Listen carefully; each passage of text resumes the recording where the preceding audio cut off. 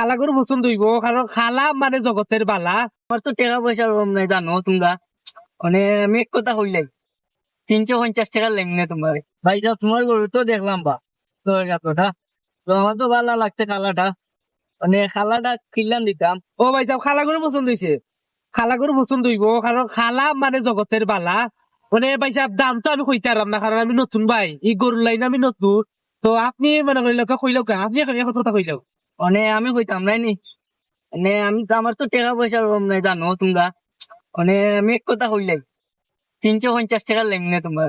ও আচ্ছা, 350 টাকা দিবা? ভাই সাহেব এক কাম করুক কা, আপনি আরো 50 টাকা বাড়াই দেও, আর 7টা গরু তোমার নামে লিখে দিলাই। আরো 50 টাকা দিতাম নাই নি, তেও নৌকা 60টা গরু আমার নামে লিখে লাউকা। আল্লাহ আর আল্লাহ ভাই কে রকম আইসে 400 টাকা দিয়ে 7টা গরু নিত কি?